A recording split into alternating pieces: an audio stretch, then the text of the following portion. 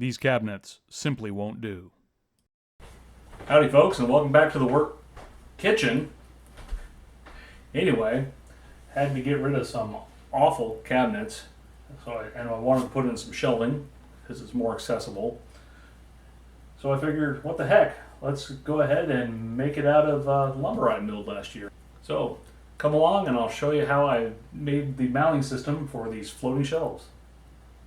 These shelves are comprised of a shelf and a cleat that's screwed to the wall with threaded rod sticking out as a support. The supplies that you will need for this project are a board for the shelf. In this case, I've milled this board myself. However, any 2x stock should work. You'll also need to either cut a strip off of that same board or buy a 2x2 to be the cleat for the wall. You'll need a threaded rod that acts as our support for the shelves. Tried to find some bolts that would work, but everything has much too large of a shoulder, so that's how we ended up with threaded rod. You will need nuts for that threaded rod, as well as washers no more than 1 inch in diameter. You may also want epoxy to glue the threaded rod into the cleat. The number of screws and washers are of course going to depend on the number of shelves you're making and the length of the said shelves. Additionally, you'll need some large sturdy screws to affix the cleat to the wall, going into the studs. And don't forget the driver for said screws. Additionally, you may want to do a pocket screw from the shelf to the cleat, or there are other ways of securing the shelf. The tools you will need are as follows: planes, winding sticks, squares, whatever it takes to make your stock square. We're not really going to encompass that in the scope of this video, but there are plenty of great videos out there about making stock square. For the hardware, you will need a hacksaw to cut the threaded rod, a socket, and a box end wrench or open end wrench for tightening the nuts. A good metal file is nice for cleaning up the edges. For the shelves you'll need, we're boring some pretty significant holes here, so you will want a brace, maybe a drill, and even more maybe a drill press. We'll need a long bit for boring the holes to accept the threaded rod. In this case we've got a 1/2 inch. We'll need a bit for countersinking the large screws. In this case it's 5/8. And the bolts will be countersunk as well. In this case we need a bit large enough to accept our socket, 1 inch for me. Don't forget the bit for the screws too. A center finder and a small punch will be helpful for centering your holes. And you may decide you want a couple clamps to hold the cleat onto the shelf as we're working with them. for mounting the shelves you'll want. Measuring tools will be essential for finding the spacing of our studs. And finally, a pencil and a level. I'm actually using a longer one, it's in the house right now. A small mirror is super helpful in initially lining up these bolts. And now on with the build.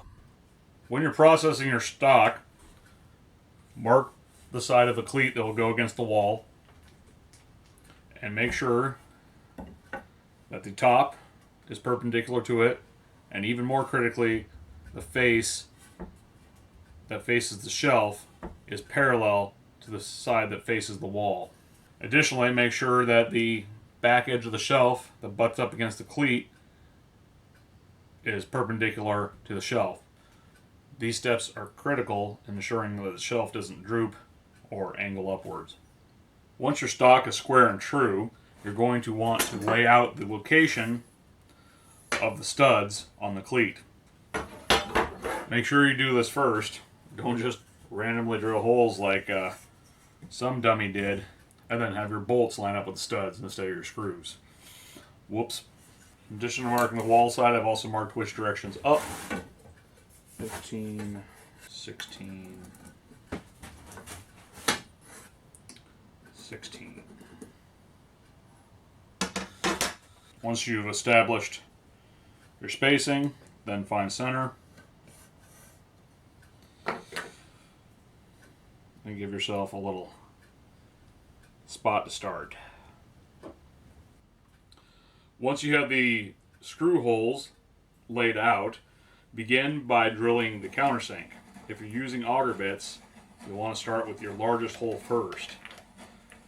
Otherwise, there won't be anything to center the snail. Once you've got that to an acceptable depth,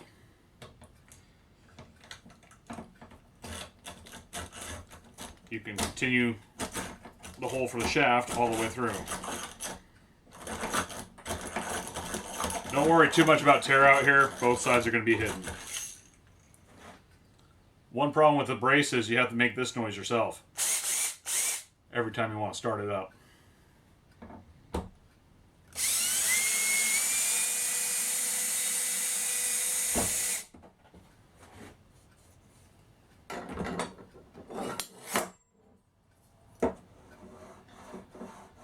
Alright, that's below the surface.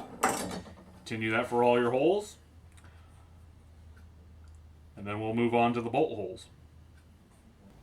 Lay out your bolt holes evenly spaced. They don't need to be any specific distance.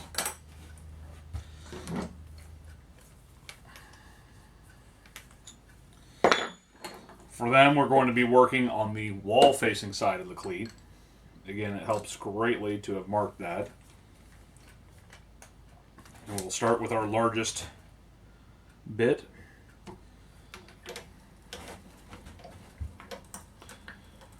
We begin making the hole that will house the nut. Again, I've made this large enough so my socket will actually fit.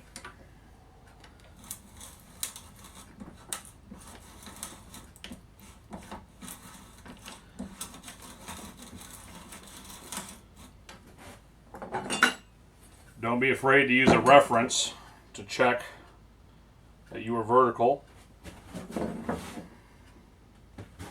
Or perpendicular, I should say. If you want to see me screw that up, go watch my giant pencil video.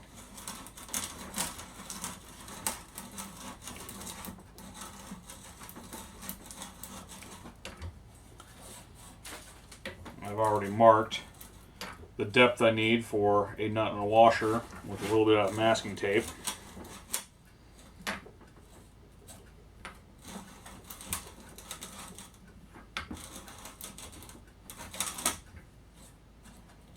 There we go.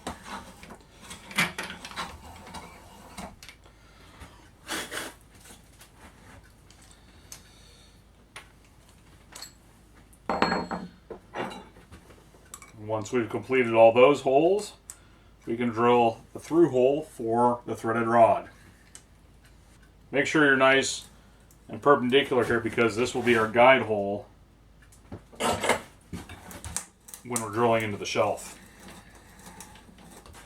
Before we bore our holes through the shelf, let's determine how long we want our threaded rod. It should stop an inch or more short of the front face because we don't want anything showing. Additionally, if we overbore the hole, we'll be able to negate some of the shavings that are going to end up in there that are not easy to get out, trust me. Remember, we're going to have cleat behind it. We're looking at somewhere around 9 inches. Additionally, this is 3-foot stock, so I can get 4 pieces out of one length, which is exactly how many pieces I have per shelf. Remember, that's going to be hot. And you may want a file to clean up the ends. To complete the cleat, just tighten the nuts on either side of the threaded rod. Alright, to bore the holes into the shelf, first secure the shelf and then place the cleat against it in the proper orientation.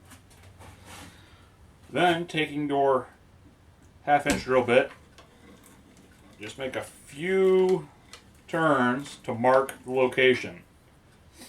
There's going to be a 1-inch hole in the back of the shelf to accommodate a nut as well.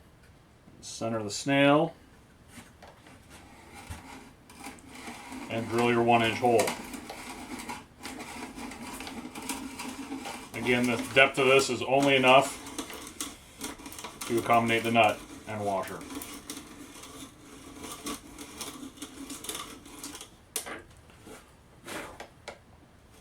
Watch for parallel, because your deep, because the deep 1/2-inch hole will want to follow whatever you establish here. To bore the deep hole in the shelf, I've replaced my cleat to use it as a guide, and I just go along slowly, constantly checking myself to make sure that I'm square in every dimension. It'd be a real bummer for this long bit to vary a little bit and then bust out through the top of the shelf.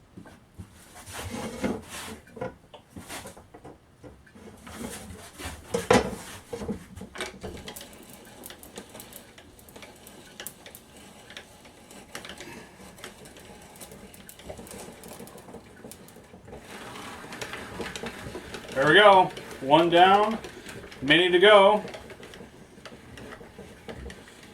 Now I'll cut away and have the CNC machine do the rest for me. Wait, what? Okay, so I had to flip this upside down and go at the hole with the auger bit from underneath to clear out all the chips and sawdust. But now these fit. Okay, we're looking at the bottom of the shelf now, just for reference. So one of the ways that we can secure the shelf to the cleat,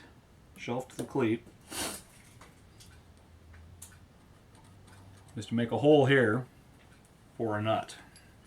Being ever so careful not to go through our shelf. Right in the middle there. All right.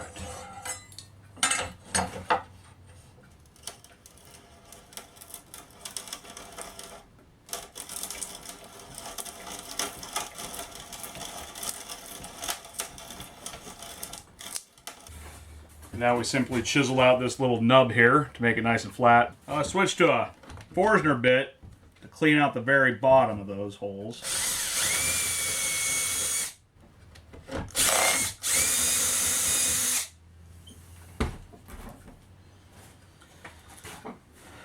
I'll just take off this point. Sorry folks, that footage was rubbish, so here's a mock-up to explain better. Once you've drilled your 2 holes, chiseled out the waste, at least on the wall side, there should be just enough room to get a crescent wrench in there, and then tighten down your threaded rod through the cleat in the shelf. That said, I ended up liking the pocket hole screw idea a heck of a lot better.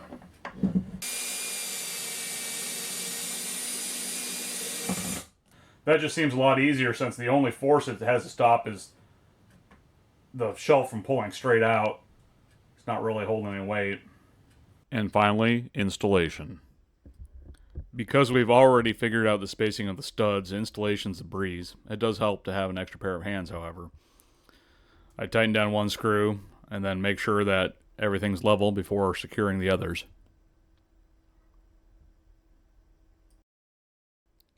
Once the cleat is in place, the shelf simply slides on to the threaded rod. It might need a little persuasion with your fists or a mallet and a soft buffer. And finally, install the pocket screw to secure the shelf. Please note, it is important that your pants are sagging for maximum gangsta cred.